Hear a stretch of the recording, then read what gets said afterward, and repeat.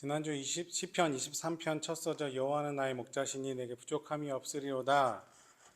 여러분 기억나죠? 이 말씀에 대해서 생각해 봤습니다. 아무도 없는 인적이 없는 탁 트인 광야 한가운데 그 허허벌판 속에 목자와 양만 고립되어 있어요. 강도나 맹수로부터 그들을 지켜줄 만한 게 아무것도 없습니다. 그냥 그렇게 위험천만한 광야 한가운데서 목자와 양만 있어요. 근데 그래서 오직 목자만이 양을 지켜줄 수 있겠죠? 양은 오로지 목자만 기댈 수 있습니다.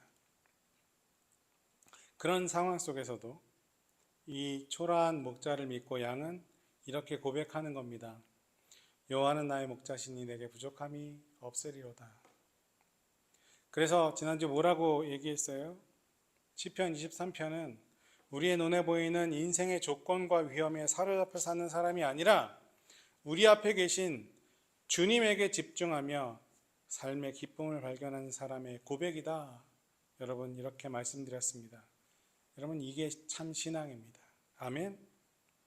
골리앗 앞에선 다윗을 생각해 봅시다. 제가 이런 얘기 몇 번 했죠? 이스라엘 사람들 다윗 똑같이 골리앗을 봤어요. 그죠? 이스라엘 사람들하고 그 다윗하고 똑같이 골리앗을 봤잖아요. 이스라엘 사람들은 무서웠어요. 벌벌 떨었다고 성경은 기록해요. 하지만 다윗은 그 상황, 자신 앞에 놓여 있는 그 상황과 조건을 본 것이 아니라 하나님을 바라볼 수 있었어요. 그죠? 이스라엘 군사에게는 골리앗이 정말 가장 큰 존재였지만 다윗에게는 골리앗보다 하나님이 컸다는 거예요. 여러분 우리가 잘 알고 있는 여호수아와 갈렙은 어때요? 그들도 그랬던 거예요. 가나안 민족이 진짜 이스라엘 민족보다 컸어요. 그런데 그들은 가나안 민족을 본 게 아니라 그 뒤에 계시는 하나님을 바라볼 수 있었죠. 여러분 우리의 머리로 따져서 가능성을 우리의 머리로만 따져서 손익계산을 하다 보면 여러분 우리의 머리를 굴려서 생각하다 보면 우리의 믿음이 설 자리가 없어진다는 말이에요. 다시 말해서 하나님이 우리를 위해서 일하실 자리가 없어질 뿐이라는 거예요. 믿음은 상황과 환경을 넘어 그 너머에 계시는 하나님을 보는 거예요.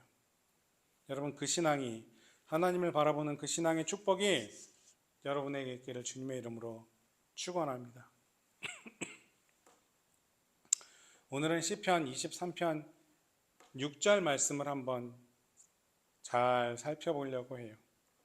내 평생에 선하심과 인자하심이 반드시 나를 따르리니. 시편 23편에는 목자와 양의 관계를 규정하는 동사가 3개가 등장합니다. 지난주 했죠? 인도하다. 그렇죠? 피리 부는 소년, 목자. 기억나죠? 4절, 그리고 나와 함께 하신다. 목자가 양과 함께 하신다. 6절에 그리고 나를 따른다는 거예요. 2절 말씀, 그가 나를 푸른 풀밭에 누이시며 쉴만한 물가로 인도하시는도다. 내가 사망의 음침한 골짜기로 다닐지라도 해를 두려워하지 않을 것은 주께서 나와 함께 하심이라. 내 평생의 선하심과 인자하심이 반드시 나를 따르리니 내가 여호와의 집에 영원히 살리로다. 인도한다는 거, 앞에서 길을 열어준다는 거죠. 피리 부는 소년 지난주에 했던 거. 함께 하신다는 거, 옆에서 동행하신다는 거예요. 이거는 여러분 어느 정도 우리에게 익숙한 표현일 거예요. 그런데 3번째, 나를 따른다, 이런 동사, 이 동사는 좀 우리에게 낯설죠. 예수님이, 목자가 우리들을 따른대요. 이걸 어떻게 이해하면 좋을까요? 여러분 걸음마를 시작한 아이를 엄마 아빠가 앞에서 확 끌어당기지 않죠? 그렇죠? 그런 엄마 아빠는 없어요. 아이가 제 힘으로 아장아장 걷기를 시작하면 아빠 엄마는 미소를 하고 뒤에서 조심스럽게 따라가십니다. 그렇죠? 조심스럽게 뒤에서. 우리 어렸을 때 우리가 자전거 배우면 아빠가 자전거 붙잡고 있다가 그렇죠? 줄줄줄 따라오다가 갑자기 손을 살짝 놓기도 하고 잡기도 하고, 그런 것처럼 아이가 아장아장 걷기 시작하면 행여나 넘어질까 그죠? 뒤에서 잡으려고 조심조심 뒤따라갑니다. 그렇죠? 근데 그 아이는 엄마 아빠가 뒤에서 자기를 조심스럽게 뒤따르며 넘어지면 언젠가 잡아야 된다. 그 상황을 전혀 모르고 있다는 사실이죠. 그런데 그 아이가 자라서 성인이 되고 똑같이 엄마 아빠가 되면 자기가 낳은 그 자녀를 위해서 뒤에서 졸졸 따라가며 걸음마하는 그 아이를 조심스럽게 돌봐주려고 할 거예요. 그렇죠? 여러분, 오늘 6절의 말씀, 나를 따른 하나님, 이 표현이 바로 이런 거라는 거죠. 하나님도 그런 마음으로 뒤에서 우리를 바라보고 계신다는 거예요. 아유, 잘 걷는다. 아유, 걷는다. 넘어지지 말아야지. 그 마음이 하나님 마음, 목자의 마음이라는 거죠. 하나님, 우리가 가는 길이 힘들 때면 그렇게 뒤에서 아이고 어떡하니, 조금만 더 힘내, 안타까워 하시는 분이라는 거예요. 그래, 쌤통이다, 너 좀 당해봐야 돼, 그렇게 생각하는 분이 아니라는 거죠. 우리 인생이 힘들 때, 아플 때, 더 이상 앞에 일이 보이지 않을 때 하나님이 어디에 계신지, 하나님이 보이지 않는다고 의심하지 마십시오. 하나님은 내 뒤에서 같이 나와 안타까워하시며 아파하시며 우리가 일어나서 다시 걷기를 빌며 기도하는 분이심을 여러분 꼭 믿으실 수 있기를 주님의 이름으로 부탁드립니다. 여러분, 이것이 양으로서 자신의 믿음을 고백한 다윗의 마음이라는 거예요. 여러분, 그 마음이 우리의 마음이 되었으면 좋겠습니다. 여러분, 기독교가 로마 제국에 의해서 공인되기 전에 그 보통 정말 힘든 시기, 그 시기를 우리 초대교회 시기라고 부르죠. 그 시기는 박해의 시기였습니다. 예수 믿는다고 수많은 사람들이 죽었어요. 우리가 아는 것처럼 뭐 들어보고 영화로 나오고, 그쵸? 사자굴에 끌려가고 사자를 풀어 사람 죽이고, 뭐 네로가 그 불질러서 기독교인들을 죽이고. 여러분, 그 시대가 초대교회 시기예요. 그렇게 죽어갔던 이유가 뭐예요? 예수를 그리스도로 고백했기 때문이에요. 박해가 심해지자 기독교인들은 그래서 카타콤이라고 불리던 지하 동굴로 숨어 들어갑니다.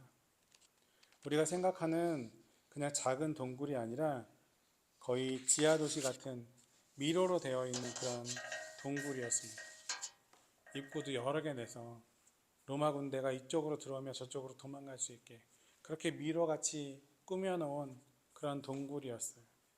그곳에 들어가면 작은 광장들도 있고, 그 광장 같은 곳에서 그들은 숨어서 예배하며 그들이 가지고 있는 신앙을 지켜나갔습니다.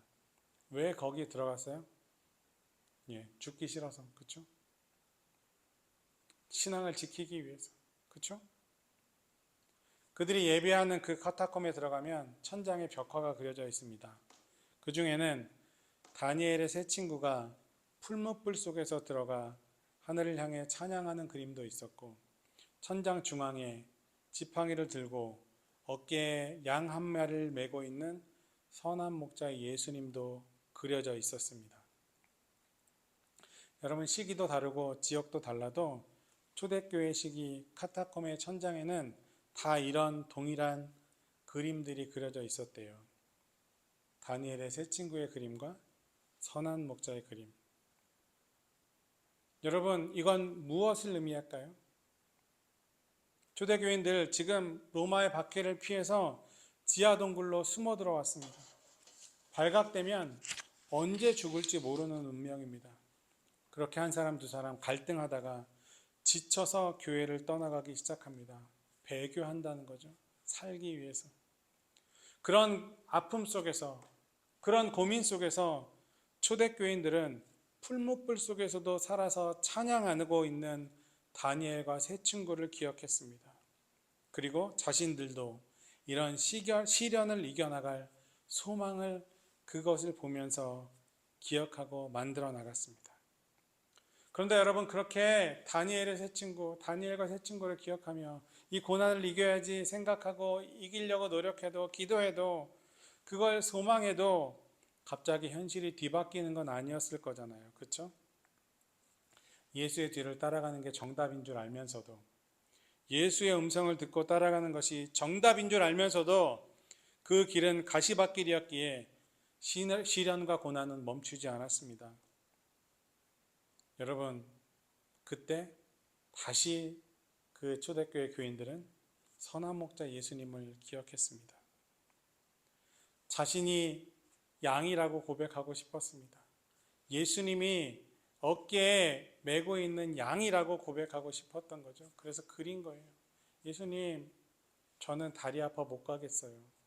이제 예수님이 저 좀 들러업고 가주세요. 그때 선한 목자 되신 예수 그리스도는 그 양을 어깨에 메고 길을 떠납니다. 여러분, 그걸 상상한 거겠죠? 그 시대의 초대교회 교인들은. 여러분, 지금 이 교인들, 초대교회 교인들 숨어 들어간 곳은 지하 동굴이었지만 그들이 고개를 들어 하늘을 보고 기도할 때 그곳엔 생생한 선한 목자, 자신들을 지켜주는 선한 목자, 자신들을 푸른 초장, 맑은 시냇물로 인도할 그 목자가 거기에 그려져 있었고 그것을 기대하며 소망하며 끝끝내 그 아픔을 이겨내려고 노력했다는 거예요. 여러분, 여호와는 나의 목자시니 내게 부족함이 없으리로다. 여러분, 이것이 진짜 부족함이 없어서 진짜 만족해서 하는 고백이라기보다는 하나님, 지금 내가 시련의 삶을 살아도 예수님이 나의 목자가 되어주시면, 내가 예수님의 음성을 듣고 따라가면 지금의 시련을 이길 만한 그 무언가가 준비되어 있을 줄 믿습니다. 나는 그래서 지금을 이겨낼 수 있습니다. 지금 충분합니다. 선한 길, 좋은 길로 인도하실 당신을 의지합니다. 여러분, 그런 고백이라는 거겠죠. 여러분, 우리가 인생을 살아가면서 때로는 우리도 부족함을 느끼게 될 겁니다. 부족함을 느끼며 살아갈 겁니다. 우리가 원하는 대로 되지 않을 수도 있습니다. 여러분, 그때 불평하지 마십시오. 그때 불평하면 여러분, 선한 목자 예수님을 나는 따라가지 않는 거예요. 독일의 철학자 쇼펜하우어가 이런 이야기를 했습니다. 인간은 고통을 느끼지만 고통이 없다는 것은 못 느낀다. 두려움을 느끼지만 평화는 못 느끼며 갈증이나 욕망은 느끼지만 그것이 이루어지면 금세 잊어버린다. 마치 심한 갈증으로 허겁지겁 물을 마신 후에는 남은 물을 버려버리는 것처럼. 여러분, 우리 어떤가요? 하나님을 섬기는 것도, 하나님을 찾는 것도 여러분, 우리도 그런 마음이지 않은가요? 여러분, 그러면 안 된다는 거예요. 하나님의 인도하심에, 하나님의 말씀에 순종하면서 기도하면서 기다리면 하나님의 때가 올 줄로 믿습니다. 우리가 하나님을 끝까지 신뢰하면 하나님이 우리의 갈증을 풀어주실 거예요. 하나님이 목자라면 고난의 계곡도 시련의 골짜기도 얼마든지 이겨낼 수 있습니다.